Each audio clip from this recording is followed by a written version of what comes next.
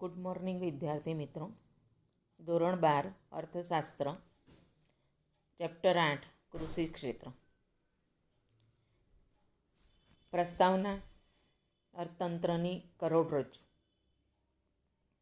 તો સૌથી પહેલાં પ્રસ્તાવના: કૃષિ ક્ષેત્ર દુનિયાના તમામ અર્થતંત્રોમાં ખૂબ જ અગત્યનું ગણવામાં આવતું ક્ષેત્ર છે. કૃષિ ક્ષેત્ર જે છે એ દુનિયાના તમામ અર્થતંત્રોમાં ખૂબ જ અગત્યનું ગણવામાં આવતું ક્ષેત્ર છે. આ ક્ષેત્ર દ્વારા દેશની વસ્તીને અનાજ, શાકભાજી, ફળફળાદી, ફૂલો જ નહીં પરંતુ ઉદ્યોગો માટે કાચો માલ પણ પૂરો પાડવામાં આવે છે. આ કૃષિ ક્ષેત્ર દ્વારા દેશની વસ્તીને અનાજ, શાકભાજી, ફળફળાદી, ફૂલો જ નહીં પરંતુ ઉદ્યોગો માટેનો કાચો માલ પણ પૂરો પાડવામાં આવે છે. દુનિયાના દરેક દેશના કૃષિ ક્ષેત્રની ક્ષમતા જુદી જુદી હોય છે. તે જુદા જુદા પ્રમાણમાં ઉત્પાદન, રોજગારી અને આવક સર્જન કરી આપતું જોવા મળે છે. તે જુદા જુદા પ્રમાણમાં ઉત્પાદન, રોજગારી અને આવક સર્જન કરી આપતું જોવા મળે છે. આઝાદી પછી દેશમાં ઔદ્યોગિકરણે વેગ પકડ્યો અને ભારતીય અર્થતંત્રમાં કૃષિ ક્ષેત્ર એટલે કે ખેતીએ આગળ પડતો ભાગ ભજવ્યો છે. એટલે કૃષિ ક્ષેત્ર દેશની વસ્તીને અનાજ, શાકભાજી, ફળફળાદીની સાથે સાથે ઉદ્યોગો માટેનો કાચો માલ સામાન પણ પૂરો પાડે છે. એટલે તે જુદા જુદા પ્રમાણમાં ઉત્પાદન, રોજગારી અને આવક સર્જન કરી આપતું જોવા મળે છે. અર્થતંત્રની કરોડરજ્જુ. ભારતમાં કૃષિ ક્ષેત્ર પુરાતન કાળથી મહત્ત્વનું બની રહ્યું છે. ભારતમાં કૃષિ ક્ષેત્ર પુરાતન કાળથી મહત્ત્વનું રહ્યું છે. ભારત કૃષિ ઉત્પાદન, રોજગારી અને નિકાસ કમાણી જેવી બાબતોમાં કૃષિ ક્ષેત્ર ઉપર ખૂબ નભતું હોવાથી ભારતને ખેતી પ્રધાન દેશ તરીકે ઓળખવામાં આવે છે. ભારત કૃષિ ઉત્પાદન, રોજગારી અને નિકાસ કમાણી જેવી બાબતોમાં કૃષિ ક્ષેત્રે ખૂબ નભતું હોવાથી ભારતને ખેતી પ્રધાન દેશ તરીકે ઓળખવામાં આવે છે. ભારતને ખેતી પ્રધાન દેશ કહેવામાં આવે છે. આ સ્પષ્ટ કરો અથવા સમજાવો, આવો પ્રશ્ન પૂછાય. ભારતમાં કૃષિ ક્ષેત્ર દેશની જીવાદોરી સમાન છે. તેથી તેને અર્થતંત્રની કરોડરજ્જુ સમાન દરજ્જો આપવામાં આવે છે. ભારતમાં આ કૃષિ ક્ષેત્ર એ દેશની જીવાદોરી સમાન છે. એટલે તેને અર્થતંત્રની કરોડરજ્જુ સમાન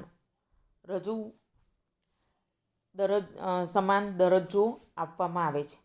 એટલે અર્થતંત્રની કરોડરજ્જુ સમાનનો દરજ્જો કૃષિ ક્ષેત્રને આપવામાં આવે છે. એટલે કે ભારતીય અર્થતંત્રના વિવિધ ક્ષેત્રો કૃષિ ક્ષેત્ર ઉપર અવલંબે છે. એટલે કે ભારતીય અર્થતંત્રના જે વિવિધ જુદા જુદા ક્ષેત્રો છે એ ક્ષેત્રો કૃષિ ક્ષેત્ર ઉપર અવલંબે છે.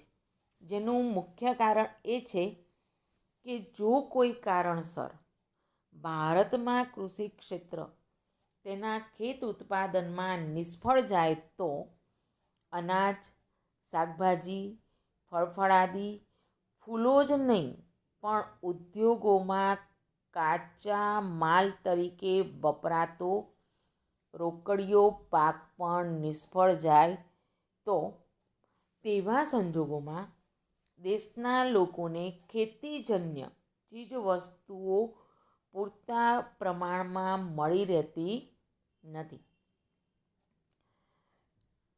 અર્થતંત્રના વિવિધ ક્ષેત્રો કૃષિ ક્ષેત્ર ઉપર અવલંબે છે. જેનું મુખ્ય કારણ એ છે કે જો કોઈ કારણસર ભારતમાં કૃષિ ક્ષેત્ર તેના ખેત ઉત્પાદનમાં નિષ્ફળ જાય તો અનાજ, શાકભાજી, ફળફળાદી, ફૂલો જ નહીં પણ જે ઉદ્યોગો છે અને એ ઉદ્યોગોમાં કાચા માલ તરીકે વપરાતો રોકડીયો પાક પણ નિષ્ફળ જાય. તો આવા સંજોગોમાં દેશના લોકોને ખેતીજન્ય ચીજવસ્તુઓ પૂરતા પ્રમાણમાં મળી રહેતી નથી. તે ખૂબ ઊંચા ભાવોએ પ્રાપ્ત થાય છે. એટલે ખેતી ક્ષેત્રે દેશના લોકોને જે ખેતીજન્ય ચીજવસ્તુઓ છે એ પૂરતા પ્રમાણમાં મળી રહેતી નથી આવા સંજોગોમાં. એટલે તે ખૂબ ઊંચા ભાવોએ પ્રાપ્ત થાય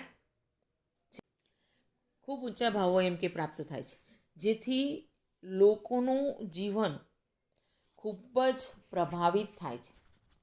જેના કારણે એમ કે લોકોનું જીવન ખૂબ જ પ્રભાવિત થાય છે. તદ ઉપરાંત દેશની વસ્તીનો મોટો ભાગ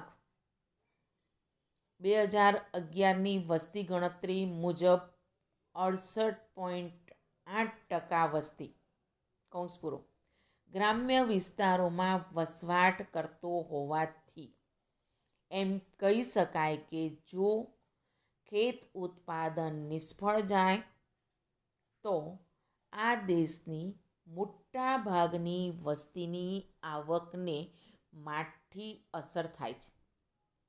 તદુપરાંત એમ કે દેશની વસ્તીનો મોટો ભાગ એ ગ્રામ્ય વિસ્તારોમાં વસવાટ કરતો હોય છે અને 2011ની જે વસ્તી ગણતરી થઈ એ મુજબ એમ કે 68.8% વસ્તી જે છે એ ગ્રામ્ય વિસ્તારમાં વસવાટ કરે છે.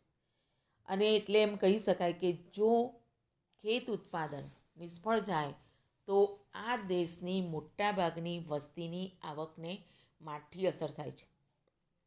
અને જો દેશની મોટાભાગની વસ્તીની આવકને માઠી અસર થાય તો તેઓ જે ઔદ્યોગિક વસ્તુઓના મોટા ઉપભોક્તાઓ છે તેઓને તેમની ઔદ્યોગિક વસ્તુઓની માંગ ઘટાડવી પડે છે. અને જો એમ કે મોટાભાગની વસ્તીની આવકને માઠી અસર થાય તો જે ઔદ્યોગિક વસ્તુઓના મોટા ઉપભોક્તાઓ છે એમને ઔદ્યોગિક વસ્તુઓની જે માંગ છે એ ઘટાડવી પડે. જેના કારણે એક તરફ ઉદ્યોગોને ઓછો કાચો માલ મળ્યો હોય છે અને બીજી તરફ તેમની ઔદ્યોગિક ઉત્પાદિત વસ્તુઓની માંગ થતી નથી. જેના કારણે એમ કે એક તરફ ઉદ્યોગોને ઓછો કાચો માલ મળ્યો હોય છે અને બીજી તરફ તેમની ઔદ્યોગિક ઉત્પાદિત વસ્તુઓની માંગ થતી નથી. સરવાળે એમ કહી શકાય કે કૃષિ ક્ષેત્રની નિષ્ફળતા ઔદ્યોગિક ક્ષેત્રને નિષ્ફળતા અપાવે છે. આ બધાનું મળીને સરવાળે એવું કહી શકાય એમ કે કૃષિ ક્ષેત્રની જે નિષ્ફળતા છે એ નિષ્ફળતા એમ કે ઔદ્યોગિક ક્ષેત્રને પણ નિષ્ફળતા અપાવે છે. અને જો આ બંને ક્ષેત્રો ઉપર માઠી અસર જોવામાં આવે તો દેશનું ત્રીજું ક્ષેત્ર એટલે કે સેવા ક્ષેત્ર ઉપર પણ તેની સેવાકીય માંગ અને આવકમાં ઘટાડારૂપ અસર થાય છે. એમ કે જો આ બંને ક્ષેત્રો કૃષિ ક્ષેત્ર, ઔદ્યોગિક ક્ષેત્ર આ બંને ક્ષેત્રો ઉપર એમ કે માઠી અસર જોવામાં આવે તો દેશનું ત્રીજું ક્ષેત્ર એટલે કે સેવા ક્ષેત્ર તેના ઉપર પણ તેની સેવાકીય માંગ અને આવકમાં ઘટાડામાં અસર થાય છે. જેથી કહી શકાય કે જો ભારતમાં કૃષિ ક્ષેત્ર નિષ્ફળ નીવડે તો દેશનું અર્થતંત્ર ખોરવાય છે. એટલે એમ કે એવું કહી શકાય કે જો ભારતમાં કૃષિ ક્ષેત્ર નિષ્ફળ નીવડે તો દેશનું અર્થતંત્ર ખોરવાય છે. અને આ જ રીતે કૃષિ ક્ષેત્ર સફળ નીવડે તો દેશ પ્રગતિના પંથે અગ્રેસર રહે છે. અને આ જ રીતે એમ કે કૃષિ ક્ષેત્ર જો સફળ નીવડે તો દેશ પ્રગતિના પંથ અગ્રેસર એટલે મુખ્ય રહે છે, આગળ રહે છે. આ કારણથી દેશના કૃષિ ક્ષેત્રને દેશની કરોડરજ્જુ કહેવામાં આવે છે. આ કારણથી જેમ કે દેશના કૃષિ ક્ષેત્રને દેશની કરોડરજ્જુ કહેવામાં આવે છે. કૃષિ ક્ષેત્રને દેશની કરોડરજ્જુ કેમ કહેવામાં આવે છે? આવો પ્રશ્ન પૂછી શકાય. તેમજ 2011ની વસ્તી ગણતરી મુજબ દેશની કેટલા ટકા વસ્તી ગ્રામ્ય વિસ્તારમાં વસવાટ કરે છે? આવો પણ એક નાનો પ્રશ્ન પૂછી શકાય 1 માર્કનો. ભારતમાં વર્ષ 1956 કૌંસમાં બીજી પંચવર્ષીય યોજના કૌંસ પૂરો થી ઔદ્યોગિકરણના પ્રયત્નો કરવામાં આવી રહ્યા છે. ભારતમાં એમ કે 1956ના વર્ષથી બીજી પંચવર્ષીય યોજનાથી એમ કે ઔદ્યોગિકરણના પ્રયત્નો કરવામાં આવી રહ્યા છે. બીજી પંચવર્ષીય યોજના કયા વર્ષે શરૂ કરવામાં આવી? આવો પણ નાનો એક પ્રશ્ન પૂછી શકાય. તો 1956. ભારત સરકારે ઔદ્યોગિકરણ માટે કરેલા પ્રયત્નો છતાં આજે પણ ભારત ખેતી પ્રધાન અર્થતંત્ર તરીકે જ ઓળખાય છે. ભારત સરકારે એમ કે ઔદ્યોગિકરણ માટે કરેલા પ્રયત્નો છતાં પણ એમ કે આજે ભારત ખેતી પ્રધાન અર્થતંત્ર તરીકે જ ઓળખાય છે. અહીં આયોજનના પરિણામ સ્વરૂપે ખેતી ક્ષેત્ર ઉપર ઉત્પાદન, આવક, રોજગારી, નિકાસ કમાણી વગેરે ઉપરની નિર્ભરતા ઘટી છે. આયોજનના પરિણામ સ્વરૂપે એમ કે ખેતી ક્ષેત્ર ઉપર ઉત્પાદન, આવક, રોજગારી, નિકાસ કમાણી વગેરે ઉપરની નિર્ભરતા ઘટી છે.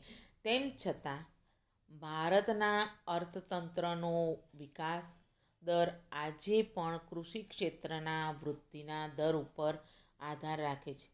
તેમ છતાં એમ કે ભારતના અર્થતંત્રનો જે વિકાસ દર છે એ વિકાસ દર આજે પણ કૃષિ ક્ષેત્રના વૃદ્ધિના દર ઉપર આધાર રાખે છે. ભારતમાં કૃષિ ક્ષેત્રની વર્તમાન સ્થિતિ, આનો અભ્યાસ હવે આગળના પાર્ટમાં આપણે કરશું.